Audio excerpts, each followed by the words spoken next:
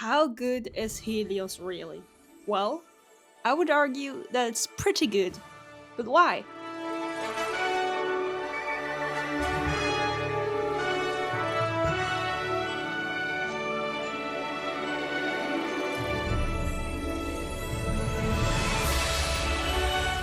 Helios is Fantasiana's new for 2025 Mack Rides BigDipper coaster. Fantasiana is one of Austria's premier theme parks, and with the addition, they've added a desperately needed thrill coaster to the park's lineup. I rode Helios a week after its opening and had plenty of rides on it throughout the day. This made me appreciate the coaster even more, as I got a real feel for its elements that are very varied for such a small coaster.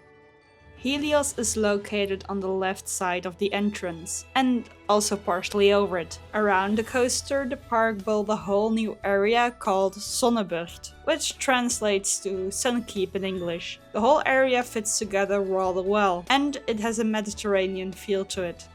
Helios is a Mack BigDipper coaster, yet it's rather unique for its model. For starters, the train of Helios is a Mack Striker train, which can also be found on Voltron in Europa Park. This sparked some debate when Helios was being constructed, as people argued that Helios is a Striker coaster instead of a Mack BigDipper coaster. The layout is also way more airtime based than other Mack Rides BigDipper coasters, which is even more impressive when you look at Helios its stats. Helios stands 23 meters tall, which is not that high off the ground. Despite this, the coaster has a menacing look to it, which makes it look way taller than it actually is. The coaster has a top speed of 75 kilometers an hour, and it has a length of 470 meters. So yeah, it's pretty short. In those 470 meters, however, you traverse through 3 inversions, and they're pretty good. Helios starts with a little pre-show-esque segment before you travel up the lift hill. This lift hill is really surprisingly fast. Your first drop is a dive drop reminiscent of a B&M wing coaster,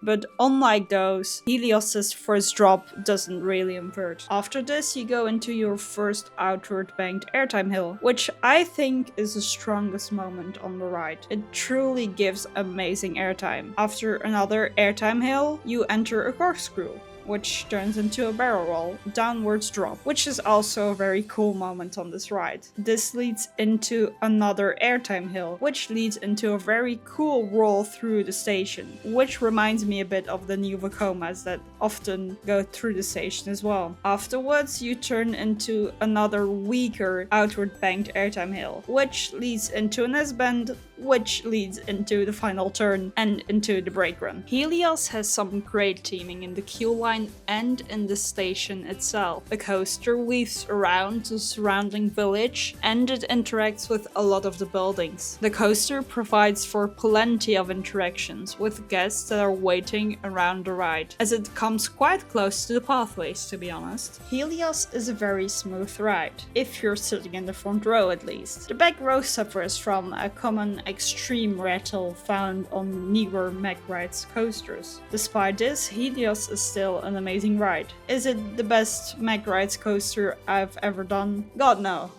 That still wholeheartedly goes to Voltron. But is it an amazing great coaster?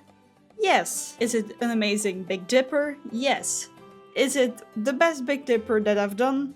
Completely. Granted, I've only done this one and Lost Gravity in White Holland. So if you combine the great theming together with the punchy layout, I would give Helios a solid 8 out of 10. So did you like this video? Have you ridden Helios? And what did you think of it? Please comment down below, like this video and subscribe for more coaster reviews and roller coaster adventures. See you later. Bye bye!